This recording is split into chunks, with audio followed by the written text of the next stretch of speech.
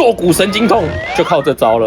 你是否有遇过后座的乘客跟你说，我觉得坐起来不是很舒服，跳动感很大，是不是避震器的问题？我们来看一下这台车，我们会先检查避震器是否会跟跳跳舞一样，它弹跳很厉害。有看到这个避震器，它有老化的倾向，但是还没有到那么严重。